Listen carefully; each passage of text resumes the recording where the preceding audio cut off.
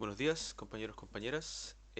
La clase de hoy día va a ser cortita y va a ser grabada, lamentablemente, porque tengo que realizar unos cambios de horario de la ayudantía mediante el jefe de docencia, si es que se puede, porque tengo un choque de horario con formulación de proyectos, un ramo que tomé recién la semana pasada, entonces no sabía que había choque, por lo que tengo que realizar este cambio y ya la próxima semana, si es que se llega a cambiar el horario de ayudantía, podría realizar ayudantías presenciales.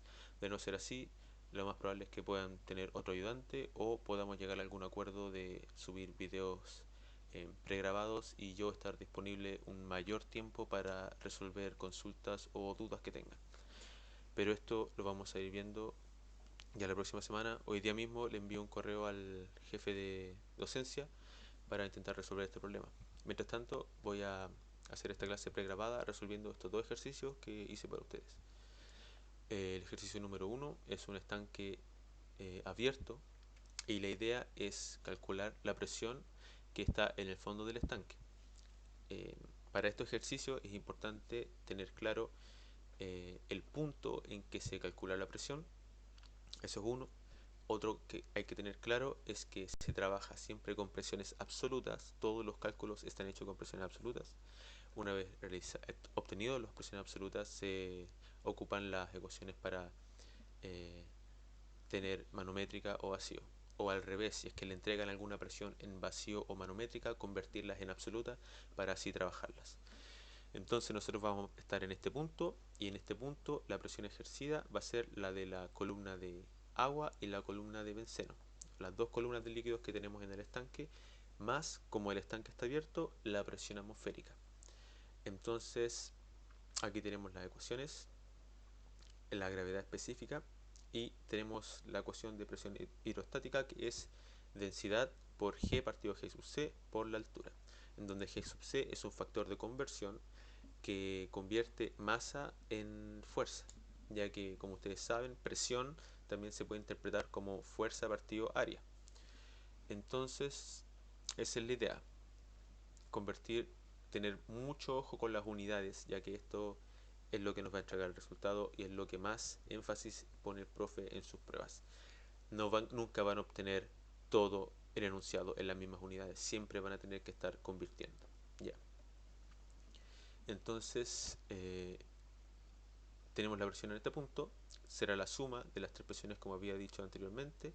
Reemplazamos los datos en las ecuaciones, densidad, gravedad específica del benceno por la densidad del agua, por G partido G sub C, que en unidades inglesas es 1, en unidades internacionales es 9,8, y lo mismo con el agua. Obtenemos una presión absoluta de las dos columnas de líquido, eh, pero como le había dicho, hay que tener ojo con las unidades. Esto es libra partido pie cuadrado, lo que no es PSI. PSI es libra partido pulgada al cuadrado, por lo que hay que realizar la conversión. Obtenemos 24,95 libra partido pulgada al cuadrado. Esto sí es PSI.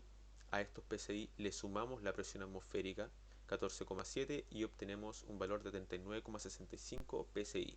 Esto va a ser presión absoluta. Pero nos lo piden en atmósfera, por lo que hay que realizar la conversión. Una atmósfera equivale a 14,7 psi.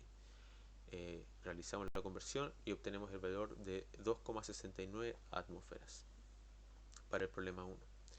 El problema 2 es ligeramente diferente, pero es lo mismo con presión hidrostática, hay que tener eso claro. La presión en el punto más abajo del estanque va a ser la suma de las presiones de las columnas de líquido. Como el estanque está cerrado, ya no va a haber presión atmosférica.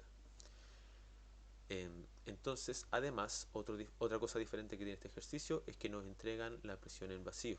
¿Ya? Nos entregan un vacío que existe en el fondo del estanque. Por lo que como les había dicho, primero hay que convertir para efectos de cálculo todas las presiones a presiones absolutas.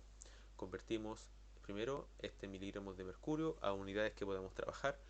Como estamos trabajando con metros y no pies, vamos a ocupar las unidades internacionales.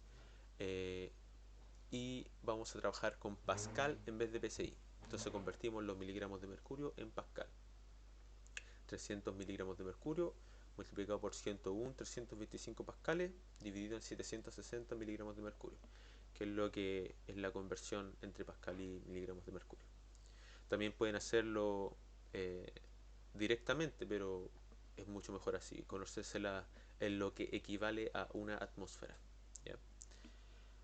Tenemos la presión perdón, tenemos el vacío en pascal, y este vacío hay que transformarlo a presión absoluta, ya que vamos a trabajar con efectos de cálculo.